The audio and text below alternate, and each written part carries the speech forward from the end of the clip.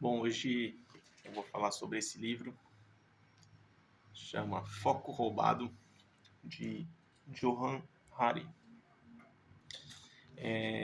Esse livro me foi indicado, né, por uma amiga que não só me indicou, como me emprestou para eu ler.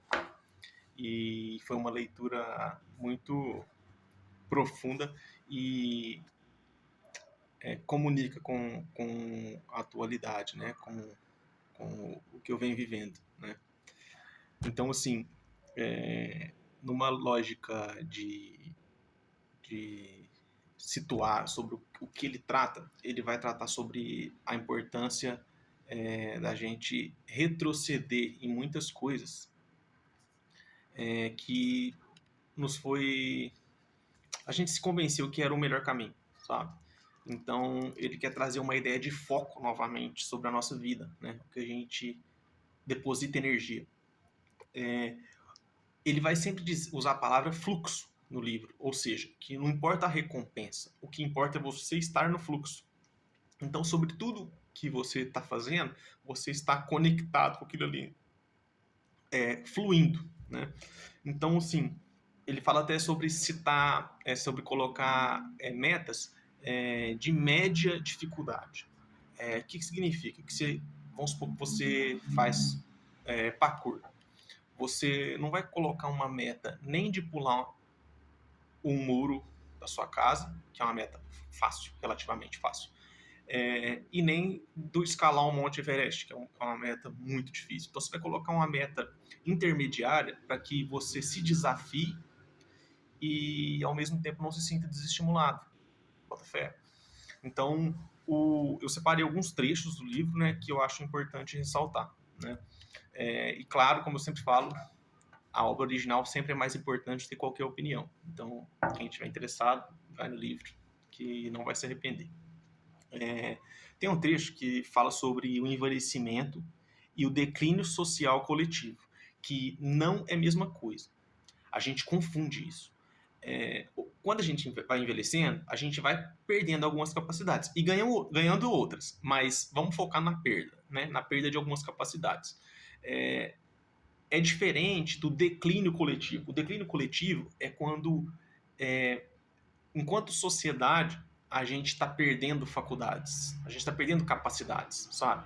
Então, às vezes a gente acha que é só a gente envelhecendo, mas não, na verdade, é o meio que caminha mal. E quando o meio caminha mal, não é sobre nós, né? A gente é afetado, né? Então, assim, não tem como você não entrar nessa queda coletiva se você tiver as mesmas informações que todo mundo. Então você tem que buscar informações diferentes. Não é buscar mais informações, não tem nada a ver com quantidade, é a qualidade das informações que você busca. Então, não é sair procurando um monte de informação, mas é não querer a mesma informação do que a maioria está consumindo. Eu sempre trago exemplos de coisas que eu não gosto, né, para falar sobre isso, mas fique à vontade para interpretar para a sua realidade. Novela, Big Brother, quem tá brigando com quem de famoso, são assuntos que não me interessam de forma nenhuma. Eu acho que isso me emburrece, isso me empobrece. Então, se eu consumir essas informações, eu vou falar sobre isso o tempo todo. Então, essas informações, criar um bloqueio sobre isso é sobre saúde mental minha. Então, todas as pessoas devem procurar o que ela acredita que seja retrocesso e se blindar disso. Se manter a lei, sim. Se ver no seu mundo, sim. Interprete como quiser. Essa questão de estar fora da realidade, como eu escuto muitas vezes, de algumas pessoas, principalmente próximas, quando querem me ofender, fala: você vive no seu mundo, você vive fora da realidade. Tudo bem. É o preço. Tem um trecho que ele fala sobre que quando a gente tem várias informações ao mesmo tempo, a gente sacrifica a profundidade. Acho que eu nem preciso explicar, né? Então é isso. Quando a gente tem muita coisa, a gente não consegue aprofundar. Então é importante que a gente recupere o foco que nos foi roubado, né, para falar de um tema com profundidade. Alternar tarefas mentalmente é perda de criatividade e perda da capacidade de resolução, né? Então, a gente está acostumado atualmente a trabalhar, acompanhar o WhatsApp e escutar alguma coisa ao mesmo tempo. É possível? É. Mas isso tudo impacta em perdas. Então a gente tem que avaliar se vale a pena viver essas perdas, né? Ler sem procurar uma informação chocante, um lacre ou uma inovação. Isso eu achei profundo, porque parece que a gente está cada vez mais. Você pode ver que as próprias chamadas são sensacionalistas, né? Elas procuram alguma coisa que nos comova, né? E as ferramentas digitais, elas descobrem isso, né, através do que a gente procura. Então, usa isso como isca para nos pescar nossa atenção e a gente ficar na frente do aparelho muito tempo, né? Então, não tem nada a ver com procurar alguma coisa para inovar, uma coisa que seja chocante, e sim com se aprimorar. Evolução mental é se aprimorar. Não, você não precisa a todo tempo inovar. A gente vive uma perda, né, de capacidade cognitiva, né? Então as pessoas às vezes acham que vem pessoas e criam uma coisa totalmente nova, acham que isso é vontade de resolver, quando na verdade se aprimorar o que tem ali, teria muito mais ganho. Mas isso não dá mídia, isso não dá hype, isso não dá interesse, porque a sociedade não quer isso. Porque o dia que a sociedade quiser ver isso com bons olhos, isso vai dar mídia. E quem procura mídia vai ser obrigado a aprimorar as coisas, senão ficar criando coisas que não chega a lugar nenhum, né? Então, a gente vai aprender a usar a tela, né? Na verdade, a gente aprendeu a usar a tela, né, como um supermercado, que a gente busca o que a gente quer, né? E é diferente de você ler no papel. Então, quando você pega um livro desse e faz uma leitura, dificulta você fazer essa pesca. Você pode fazer, mas dificulta você pescar o que você quer, né? E nas telas a gente vive isso. Talvez pelo fluxo de informação, quantidade, velocidade, a gente desenvolveu isso de pescar o que a gente quer. E na leitura física, isso não é tão simples assim. A gente é obrigado a estar imerso numa história real, né? Fala assim, realmente imerso na história, né? Mesmo que seja uma ficção. Então, assim, ele usa um termo, né, que ler divagando sobre a sua própria vida, quando você está lendo o livro de alguém, divagando sobre a sua própria vida, que é a leitura, né? Que é quando você coloca esses dois mundos para se comunicar, né? E isso não é distração, isso não é ter o foco roubado, né? E foi um conceito novo para mim. Tem um trecho muito marcante, que é o ego de não ser notado ao se dar um tempo da internet. Há exatamente um ano atrás eu vivi isso. Em um momento muito crítico mentalmente, eu decidi me afastar das redes sociais. E eu vivi exatamente o que ele descreveu no livro. No livro ele descreve que ele ficou sem internet, né, durante vários tempos, né? Não vou explicar como foi, porque para não dar spoiler, mas ele ficou muito tempo sem acesso à internet. E ele calculava que ele ficava respondendo coisas na internet numa faixa lá que eu não me lembro, mas de 2 horas por dia, alguma coisa assim. Então, quando ele voltou, depois de muito tempo fora da internet, ele calculou mentalmente quantos dias ele ia demorar para responder tudo que passou por ali no tempo que ele ficou fora. E ele teve uma surpresa, que o tempo que ele foi ficando fora, foi decaindo o interesse das pessoas por ele, e em poucas horas ele conseguiu estabelecer o seu contato novamente na internet com todo mundo. Tudo que ele precisava responder, em poucas horas ele respondeu. Ou seja, como ele ficou muito tempo fora, começou a chegar menos demanda. Então as pessoas, parece que a internet, a rede social principalmente, ela faz com que as pessoas se desinteressem do que não está ali. E isso é a isca, porque atualmente, a gente acha que quando a gente está sem o celular, a gente está perdendo alguma coisa. E às vezes a gente não está perdendo nada. Muitas vezes a gente não está perdendo nada.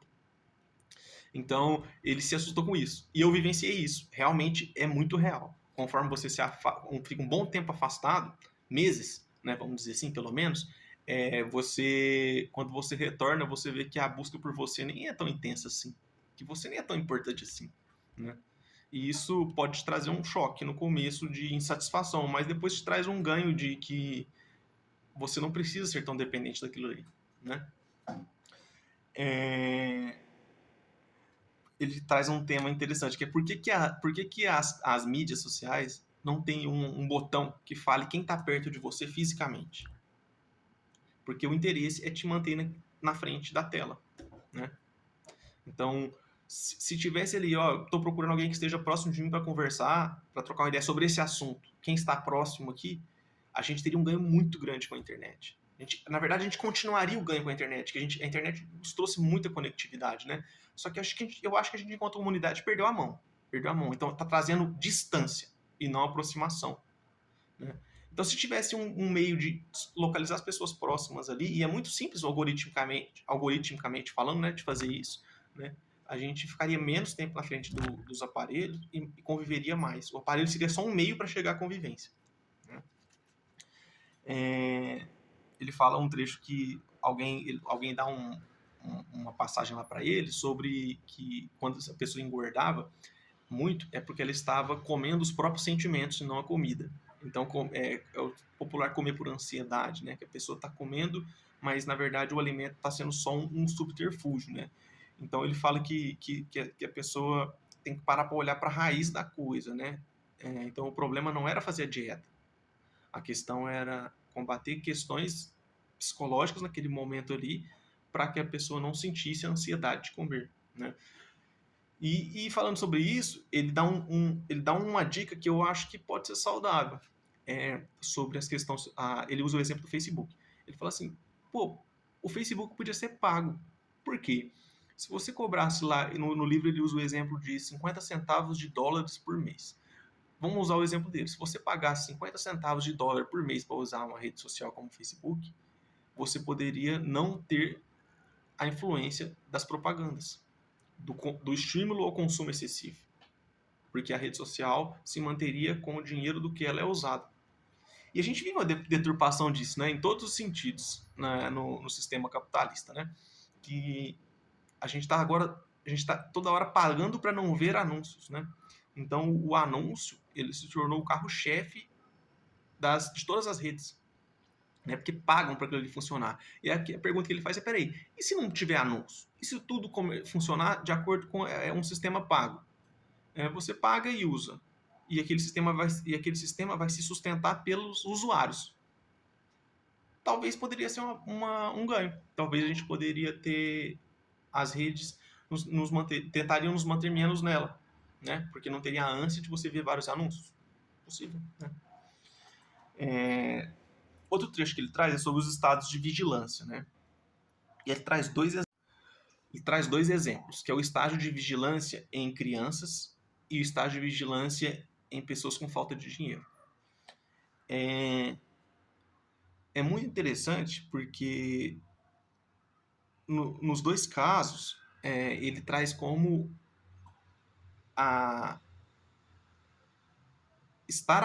ter que estar atento às coisas a todo momento te traz perda de capacidade de concentração. E o que é meio óbvio, mas só que o óbvio tem que ser dito, né, muitas vezes. Quando as crianças são vítimas de vários problemas, elas perdem a capacidade de se concentrar numa coisa, porque se concentrar é perder a capacidade do olho periférico, por exemplo.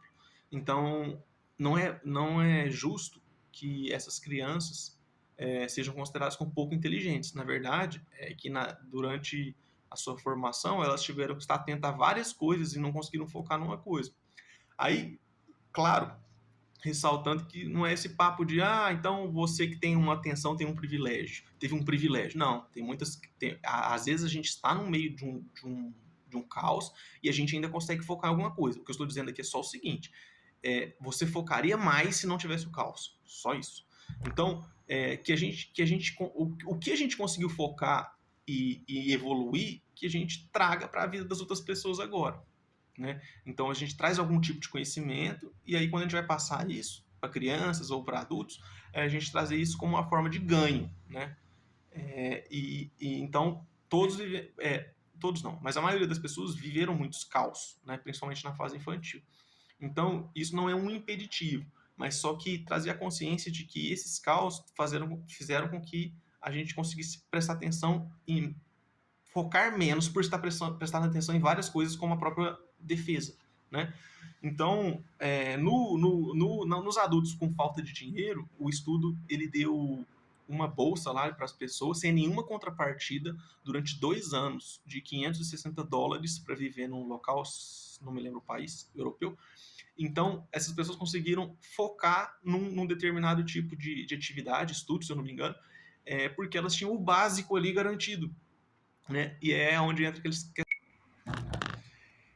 Outro trecho fala sobre comer açúcar, né, em excesso, né, que a gente oscila. Então, assim, as bombas de açúcar alimentar que a gente está acostumado atualmente, o açúcar oscila no nosso sangue. Quando ele oscila e cai muito, a gente sente necessidade de comer novamente. Por isso que a gente come alguma coisa, depois de pouco tempo a gente quer comer de novo.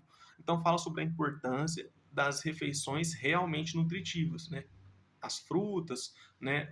A alimentação sadia, né? Em si, que a gente vem perdendo nisso, né? E se tornou mais barato comer mal, né? Então, nos apertos financeiros, acaba que a gente perpetua esse nicho de comer mal, né? E com isso a gente perpetua também nossa capacidade econômica, que a gente come mal, executa mal as atividades, consegue ter menos remuneração, né? E vira um ciclo, né? E vira um ciclo. Eu achei interessante que quando ele fala sobre as 3 camadas de atenção, ele fala sobre luz direta, luz estelar e luz diurna. Quando a luz direta é a execução sem dispersão. Então é aquilo, é preciso estender minha toalha. Você vai e estende sua toalha. E qualquer perturbação nesse caminho faz você não executar, né? Então é a camada mais superficial.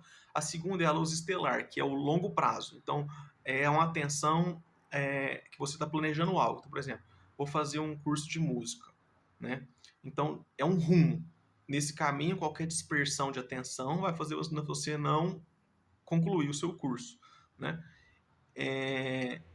E a luz diurna é a razão de se colocar uma atenção. Então, por que você quer fazer um curso de música, né? Os seus motivos. Então, quando você perde a atenção nos seus motivos, é a mais profunda falta de atenção, né, que você pode ter com você mesmo.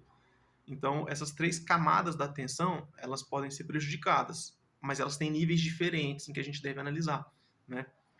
Em qual que a gente está se desconectando. Às vezes é nas 3. Sobre o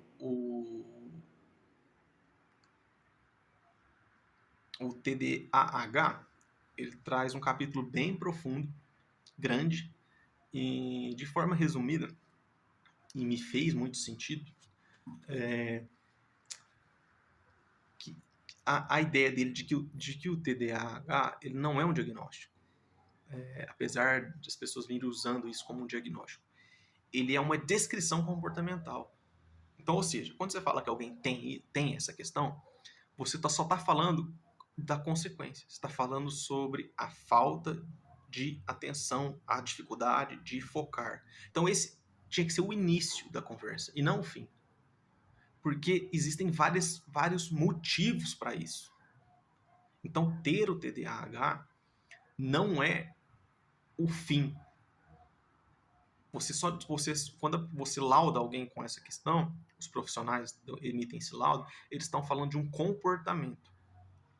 Então, vira uma questão de medicamentosa, por exemplo. Ele fala que as drogas estimulantes, num estudo bem sólido, mostraram que elas não fazem com que as pessoas que têm o TDAH e consomem essas drogas não dão capacidade de aprendizado para elas, dão capacidade de repetir, o que é diferente. Então fazem com que ela se concentre ali para repetir uma determinada atividade. Mas isso, ao longo prazo, na capacidade cognitiva, não trouxe o ganho algum, né? Então a gente tem que pensar o que a gente quer. A gente quer corrigir os meios, né? Ou a gente quer anestesiar, né? Então, assim, o interessante é que o estudo, eles analisaram 200 famílias de pessoas pobres. Eu achei muito importante. ser em famílias que vivem a vida como ela é para a maioria das pessoas. Então, ele até mostrou que é questão genética, né? Que as pessoas definem, o TDAH é uma questão genética, né? Mas o genoma, ele não determina o destino. O que a gente carrega geneticamente, ele vai trazer uma predisposição. Concorda? Então, por exemplo,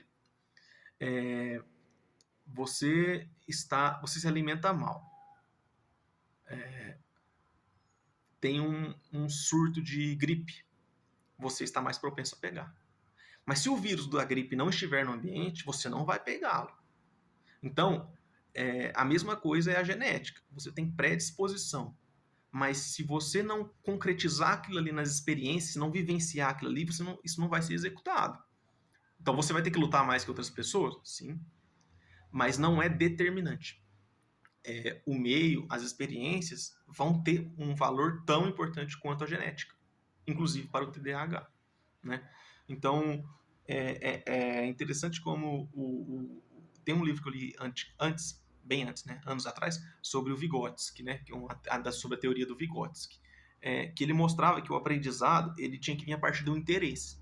Né? Então, o aluno tem um interesse, e a partir desse interesse dele, você vai discorrer sobre os temas. Né? Então, não fica aquela coisa vazia de que ele precisa aprender isso. Não, ele tem um interesse em quê? Então, ele tem interesse em andar de bicicleta mais rápido. Se você ir lá e mostrar para ele, para andar de bicicleta mais rápido, você vai colocar na coroa maior na frente e atrás na menor. E ele colocar dessa maneira, ele vai andar mais rápido. Mas ele não entendeu o princípio daquilo ali. E aí, quando você vem com essa ideia que ele está interessado em andar mais rápido e faz um estudo sobre a relação de forças entre as polias, o que faz ter mais velocidade, o que faz ter menos velocidade, você pode criar uma aula de física sobre isso a partir do interesse dele. Né? Então, se torna tem muito ganho educacional quando você faz isso. E no livro, inclusive, ele traz isso com algumas escolas, né, lá não me lembro o país, né, mas que acho que é norte-americano, até anotei aqui, que as pessoas não traziam matérias definidas, né, deixavam os alunos divagarem ali, né, e iam trazendo aprendizados, né. Eu tenho uma crítica sobre esse estudo, porque no livro ele coloca que foram feitos com pessoas que pagam $1.000 por mês de escola. Então eu já acho que é uma fatia da população que tem uma visão diferente, sabe? Que tem uma capacidade de aprender descompromissada diferente da maioria das pessoas, mesmo que crianças, né? Então, não sei se é muito fiel à realidade, né? Igual quando ele compara lá que na Finlândia, né, eles estudam dos 7 aos 16 anos só, e das 9 às 14 horas, né? Mas é Finlândia, minha amiga, e outra pegada, né? Então, outra qualidade de vida, né? Outra capacidade de aprendizado, capacidade das pessoas ficarem com os filhos, né? Fora desse horário. Então, não sei se essas pesquisas têm muito valor para a realidade brasileira, mas, com certeza, estudar a partir de um objetivo com um sentido para a criança, para o adolescente ou para o próprio adulto, tem ganhos muito maiores do que estudar por estudar, né? Para decorar alguma coisa para aplicar. Né? Então, continuando. Assim, eu acho que está cada vez mais difícil focar. Né? Sinto muito isso na minha realidade também. Mas eu faço uma pergunta, sabe? A gente está valorizando quem foca em alguma coisa? Então, será que nossa perda de foco também não é muito pela falta de valorização? Você foca numa parada, você se dedica numa parada, e o que isso te traz, sabe, de retorno? Sabe? Então, eu vejo que as pessoas estão dando cada vez menos valor em quem foca em alguma coisa, e dando mais valor em quem é superficial, sabe? Seja em qualquer tema, em qualquer atividade, sabe? Então, é a parada sempre do aparentar ser, né? É mais importante aparentar ser do que propriamente ser, né? Que vou morrer sendo contra essa parada, né? Mas parece que é um caminho do mundo, né? Então, assim, parece que a gente abraçou a lógica do seguro, sabe? A gente vive pagando tanto dinheiro quanto investindo tempo e energia em coisas que nos evitem problemas e não em coisas que podem nos trazer algum ganho, alguma solução, sabe? Só que é preciso correr um risco, né? É preciso correr um risco. Quando você faz um seguro, você está querendo não correr risco. E não estou indo contra o seguro. Eu mesmo pago o seguro de umas paradas, porque na hora que vem a paulada você não tem como se socorrer. O próprio seguro, plano de saúde. Eu pago o plano de saúde. Porque a hora que você tem um problema, o plano vai te socorrer de uma forma ali que sem ele você não conseguiria financeiramente. Então, a gente pode continuar, né, tendo essas práticas, né, de pagar essas paradas, viver com os seguros. Mas, assim, que seja só isso. Porque na vida, na convivência, no que a gente dá valor, a gente dá mais valor em coisas que estão sendo executadas, né, do que em coisas que estão nos defendendo do que pode acontecer, entende? Então eu acho que a gente vai conseguir, valorizando as atividades que as pessoas foquem para executar, a gente vai fazer com que as pessoas acreditem que seja importante focar de novo. E aí a gente pode trazer para um caminho de volta, né? Tem um trecho do livro que ele fala sobre uma mãe que deu liberdade para uma criança voltar a pé da escola, né? E, e causou um problemão, né? Que ela escreveu sobre isso, escreveu um artigo sobre isso, e ela achou que esse artigo ia ser super bem recebido, né? Sobre a questão da autonomia, e ela foi apedrejada pela opinião pública, que era um absurdo deixar uma criança voltar sozinha, né? No mundo atual que é de tantos perigos. E, pô, vamos falar a verdade.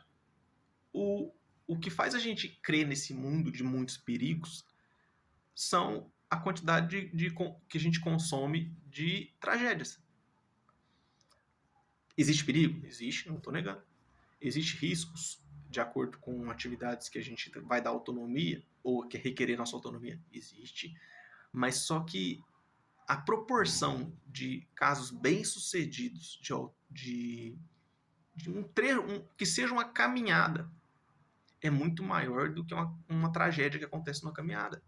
Então, a gente vai consumindo tanto essas ideias do medo, dos programas da Atena da vida, que a gente perdeu a capacidade de achar que a autonomia é importante. E uma criança se locomover sozinha faz parte do aprendizado. E uma mãe e um pai que faz isso por ela estão muito bem na criação, sim.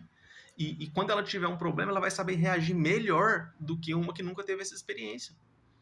Então, correr risco faz parte de criar mecanismo para se defender de um futuro risco. Mas a população parece que não está preparada para esse tipo de conversa, né? Tem um trecho que fala sobre os desafios da brincadeira infantil, né? Que a criança ela faz acontecer, né? Então ela cria as coisas, ela cria brincadeiras para fazer acontecer. Ela está buscando acontecer alguma coisa que seja diversão.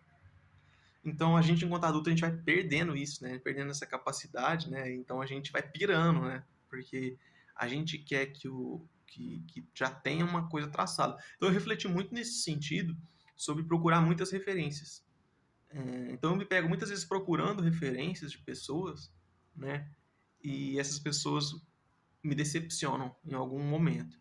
Então talvez seja um momento de não procurar tantas referências e viver como as crianças, procurando fazer acontecer. E você não precisa de um modelo de sucesso. Você não precisa de alguém que fez acontecer. A criança ela vai e faz acontecer. Às vezes ela não consegue, mas ela buscou aquilo ali, né? Por livre e espontânea vontade. Ela não precisou de outra criança que fez acontecer como exemplo. Então, talvez seja interessante, né? Casa até com outro trecho que ele fala sobre os motivos intrínsecos e extrínsecos, né? Que é aquela parada que é do que é seu, do que você está fazendo por você e do que você está fazendo pelo reconhecimento externo, né? Que acho que assim, todos nós dependemos do feedback coletivo, não vou entrar nesse mérito de não dependo de ninguém, a opinião de ninguém, a opinião das pessoas não me interessa, não me preocupo, que é um campo meio minado. Eu acho que todo mundo tem um pouco de preocupação, sim. Mas que isso seja a menor parte, que as motivações interiores sejam sempre maiores, né, do que as exteriores. A gente vai ter um ganho muito grande quando a gente conseguir executar dessa maneira, né? Então, porque a coisa vai ser pelo que ela é, pelo que ela foi feita, e não pelo resultado em si. Que que a gente parece que planta uma frustração, né? Uma questão, assim, por exemplo, que eu desenvolvi na pandemia, que eu me lembro, né, foi a questão da dança, né? Eu investi muito na questão da dança, né, do hip hop, né, na época da pandemia. Até foi antes da pandemia, mas durante a pandemia eu estava no meu segundo ano, né, de prática. Então, eu passei a pandemia toda muito envolvido, né? Com todas as limitações de convívio, mas mesmo assim, dentro do meu grupo de dança, né, do nosso grupo de dança, que eu fazia parte, do nosso grupo a gente se encontrou bastante e evoluiu bastante nesse sentido. Então, acho que me ajudou muito aquele momento ali de reclusão a, a manter a linha de raciocínio, né? A capacidade de lidar, apesar de que eu trabalhei a pandemia toda, né? Então, tipo, também o trabalho me ajudou nesse sentido, né? De não se isolar completamente, que muitas pessoas acabaram tomando esse caminho. Tiveram o bônus de estar livres das amarras do trabalho, mas tiveram o ônus da interrupção das convivências, né? Externas, né? Então, assim, essa reflexão que eu faço sobre a dança também é sobre, não só sobre a dança, mas sobre todos os treinos da minha vida, né? Em que, por exemplo, quando eu estou treinando, eu estou treinando. Eu não estou no celular, eu não estou preocupado com outras coisas. Eu estou focado naquilo ali. Isso é meu, sempre foi assim.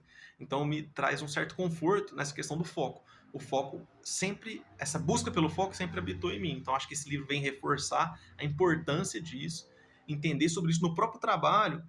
Atualmente o trabalho me exige ter o celular, mas enquanto eu trabalhei em oficina, em que eu trabalhava na parte pesada da parada de ferramenta, o meu celular ficava dentro do armário trancado durante o período todo. Né? Sei que hoje é impossível isso, mas só que isso me mostra que a capacidade de focar, todos nós temos. Todos nós temos. Nós precisamos ajustar isso, né? Para os momentos, né? Então, assim, não significa que você é inacessível, só que significa que você vai desenvolver uma forma de que o que te acessa seja o que realmente seja importante para você e para outra pessoa. Então, se a outra pessoa precisa de você, ela vai te acessar. Mas se seja uma coisa que não é necessária, esse acesso instantâneo, ele só tira o seu foco e não resolve nada para ela também, sabe? Então, é importante a gente recuperar esse foco que nos foi roubado, buscando os nossos meios, cada um com seus meios, o que te traz foco. No meu caso, o treino e o trabalho me faz focar, né? E no seu caso pode ser outras coisas, mas trazer a capacidade de focar de uma forma que trazem ganhos para você e para as outras pessoas, porque quando você se melhora, você está melhorando as outras pessoas. No momento em que ela te acessa, você está um ser humano mais íntegro para uma convivência, né? Então, eu vi esse livro com muita positividade, recomendo para quem está interessado em buscar fórmula. E ele não traz fórmulas de focar. Então, se você vem aqui procurando fórmulas de focar, ele traz a parada de você buscar o que te faz desligar dessa capacidade de dispersão instantânea que parece que a gente vem vivendo atualmente, enquanto humanidade. Certo?